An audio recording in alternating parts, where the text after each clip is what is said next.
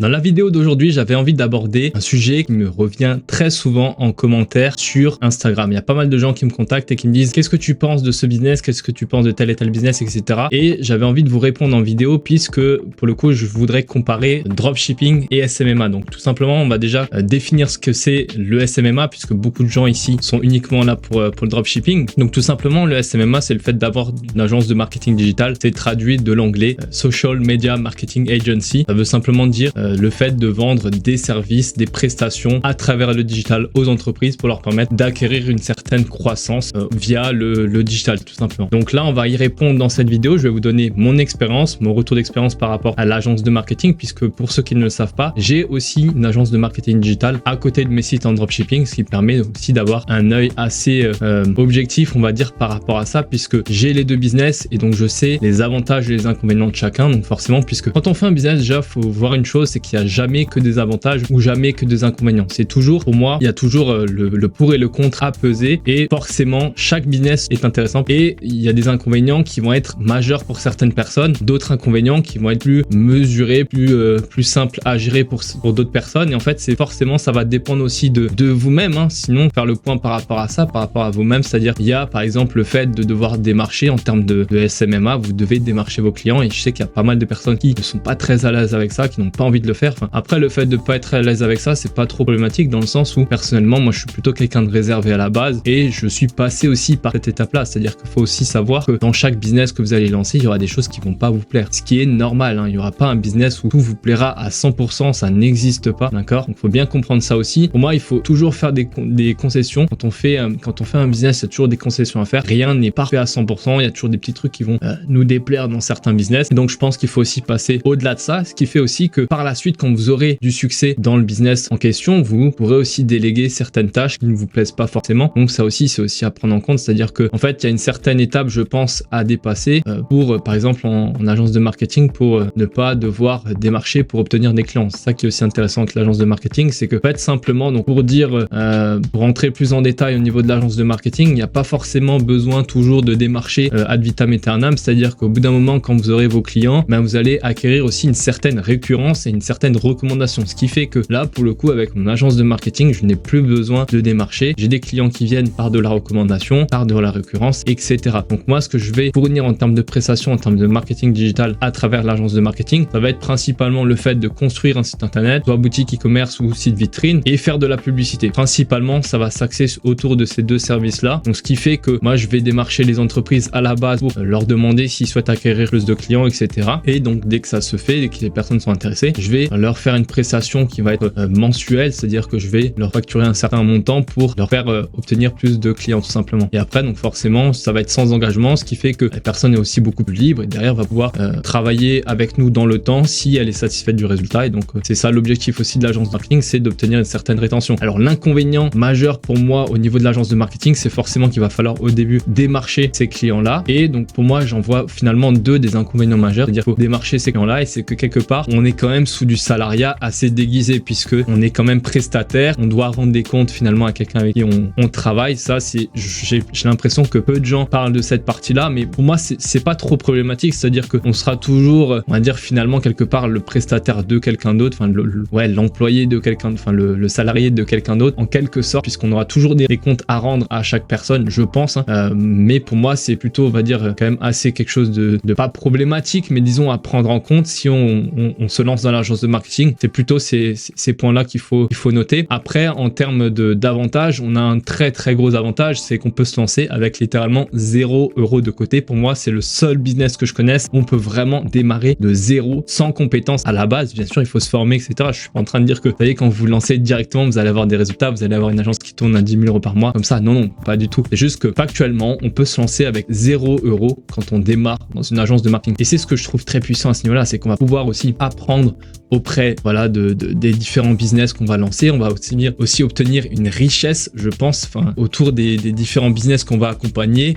Pour le coup, on a travaillé vraiment avec, je pense, tout type de business, vraiment un large panel de business, ce qui fait que derrière, on va aussi apprendre beaucoup de choses. On va faire un gros réseau puisque forcément, le relationnel est très important. Ça, je ne cesse de le répéter. Que ce soit en dropshipping ou en agence de marketing digital, le réseau, c'est vraiment ce qui va être pour moi, qui va faire toute la différence. Ça a toujours été le cas et c'est très, très négligé auprès des entreprises entrepreneurs, auprès de chacun, je pense qu'on néglige tous cette partie-là. On se dit ouais bon, le réseau c'est important, etc. Alors que finalement c'est quelque chose de primordial. Si vous faites bien le compte, en fait, je vous invite vraiment à essayer de penser de cette manière-là. Essayez de vous dire à chaque fois que vous avez des succès, comment est-ce que vous avez pu avoir ces succès-là. Essayez de faire une rétrospective par rapport à ça pour essayer de savoir comment est-ce que vous avez pu arriver à un tel succès quand vous avez eu des belles réussites. Et pour moi, je fais toujours ces comptes-là et je me suis toujours dit mince, en fait c'est vrai, ça a toujours été grâce à quelqu'un, grâce à une discussion que j'ai eue avec quelqu'un, une rencontre qui m'a permis d'accéder à telle et telle personne, d'avoir telle et telle stratégie parce que j'ai intégré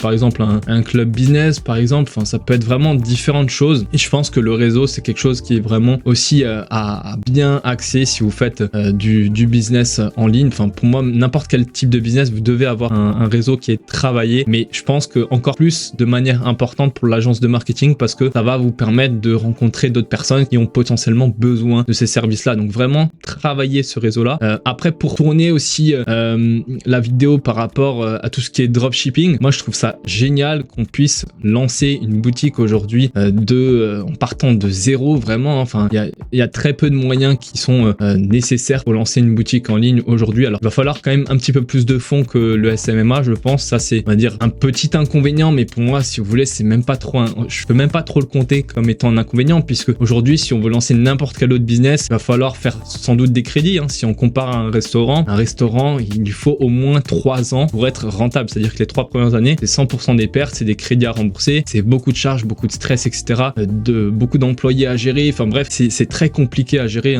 Pour ceux qui ont un restaurant, peut-être si vous regardez cette vidéo que vous avez un restaurant, je vous envoie beaucoup de force parce que c'est vraiment quelque chose de compliqué. C'est intéressant, je pense que c'est très valorisant, mais pour le coup, si on veut juste faire de l'argent pour être libre financièrement, c'est compliqué de s'y prendre avec des restaurants. C'est très difficile, c'est pas impossible, c'est jamais impossible. Moi, je pars toujours du principe que dès l'instant où vous êtes déterminé que c'est ce que vous aimez faire, vous arriverez toujours à vos fins. C'est une question de détermination, ça se joue toujours là-dedans. Ça veut dire que si vous avez vraiment envie d'obtenir quelque chose, vous allez trouver les moyens coûte que coûte. Donc pour moi, finalement, si on peut dire ça, n'importe quel business peut être rentable. Par contre, pour moi, ça va dépendre aussi de vous, finalement de votre personnalité, de ce que vous souhaitez faire. Si vous souhaitez plus être en recul, etc. par rapport aux autres, si vous souhaitez pas trop avoir de contact, le dropshipping c'est peut-être plus simple. Après, il va falloir quand même avoir des stratégies. C'est ça que le réseau c'est quand même aussi important, c'est même très important pour le dropshipping, mais pour le coup il va falloir peut-être moins avoir besoin de discuter avec les gens, etc. puisqu'on reste derrière on reste derrière un écran. Et puis voilà, donc c'est quand même un business qui est hyper intéressant puisqu'on peut bosser de n'importe où, n'importe quand, on peut vendre en dormant, alors que l'agence de marketing c'est un petit peu plus compliqué aussi à ce niveau-là. On est un petit peu plus libre peut-être au niveau du dropshipping. Donc si vous souhaitez peut-être avoir une certaine liberté en ayant quand même un petit capital de départ, je recommande d'avoir au moins 1000 € de côté quand même pour se lancer en dropshipping. Donc une fois qu'on a cet argent-là de côté, on va pouvoir tester différentes stratégies en dropshipping. On peut faire par exemple la publicité sur TikTok, sur Facebook, sur Pinterest, Google Shopping. Moi c'est ce que je recommande, c'est ce que je préfère forcément. C'est ce dont j'ai l'habitude de travailler. Donc Google Shopping c'est intéressant puisque c'est un levier qu'on connaît tous, c'est-à-dire que quand on cherche une réponse à une question, forcément on va où? On va sur Google. Donc c'est plus quelque chose de nouveau à ce niveau-là, mais pour le coup voilà, le dropshipping c'est quand même quelque chose où il faut travailler, c'est comme n'importe quel autre business, ça vient pas en claquant des doigts comme ça, il faut se lancer, il faut prendre des risques, mesurer toujours, et puis voilà, on peut avoir des bons succès en dropshipping.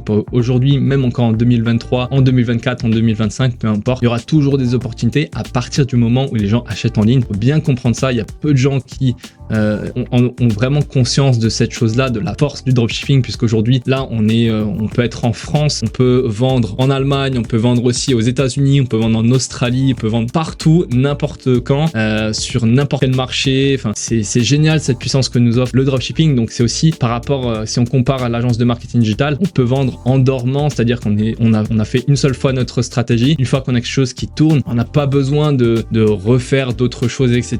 On a notre process qui tourne et il suffit de construire notre équipe pour avoir un gestionnaire, un manager au niveau de la logistique, au niveau du SAV, voir comment ça se goupille entre la personne qui gère le SAV, l'agent. Donc voilà, vous pouvez communiquer, vous pouvez prendre un manager en fait qui va faire le lien entre les deux, et pour que tout soit bien huilé, etc., vérifier que toutes les commandes partent bien. Enfin bref, quelqu'un qui va gérer finalement votre boutique. Donc ça vient par la suite, c'est-à-dire que vous n'allez pas engager un manager directement pour tout déléguer. Ça pour moi c'est une utopie, on peut pas tous tout déléguer, sachant qu'on ne maîtrise rien, sachant qu'on n'a pas encore fait d'argent en dropshipping. On peut pas se dire, bon, moi je vais me lancer en dropshipping, je vais juste investir de l'argent et puis ça va bien tourner. Non, pour moi ça se passe pas comme ça, c'est pas possible. On peut pas déléguer quelque chose qu'on ne maîtrise pas un minimum. Donc c'est pour ça aussi qu'il faut se faire un petit peu la main. C'est comme quand on dit l'agence de marketing digital, ouais, moi je vais déléguer tout ce qui est prospection, je vais faire appel à un commercial. Franchement, alors il y a très peu de chances que ça marche. Encore une fois, par du principe, on peut y arriver, on peut déléguer les choses, mais c'est très compliqué. Si vous vous lancez en agence de marketing, c'est que bien souvent déjà vous n'avez pas énormément de fonds de base, donc vous n'allez pas pouvoir engager des gens qui vont travailler à la commission pour obtenir des contrats. Donc il faut les récupérer par vous-même. Donc pour ça, vous pouvez éventuellement, évidemment, faire du, voilà, vous déplacer en physique, faire du porte-à-porte, enfin, au niveau du B2B simplement. Mais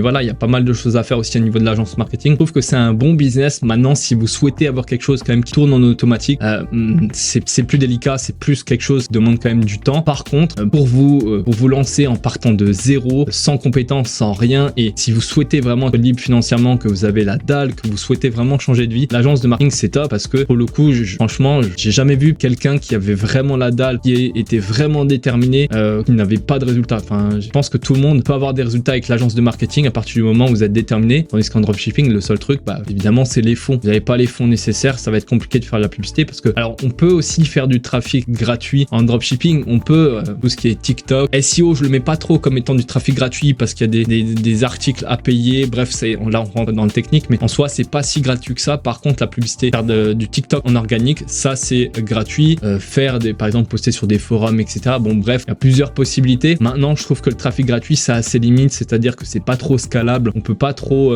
augmenter les résultats facilement. Il y a beaucoup de concurrence et pour moi le trafic payant ça reste vraiment le top puisque quand on a quelque chose qui fonctionne, on peut multiplier simplement le budget, scaler dans d'autres pays pour vendre plus facilement. Donc pour conclure cette vidéo, je pense que le dropshipping c'est vraiment un business top, tout comme l'agence de marketing digital. Ça va toujours dépendre de votre profil. Pour moi, il n'y a même pas un business qui est mieux que l'autre à chaque fois. Ça va dépendre de votre profil, ça va dépendre de vos ambitions, ce que vous souhaitez faire, etc. Les deux fonctionnent très bien au même titre que d'autres business, etc. Simplement, je trouve que si vous souhaitez démarrer, que vous avez juste une grosse détermination et pas trop de fonds, c'est peut-être plus adapté de basculer sur l'agence de marketing digital. En revanche, le dropshipping peut vraiment être hyper intéressant si vous avez un petit peu d'argent de côté et que vous souhaitez vraiment monter un business en ligne, etc.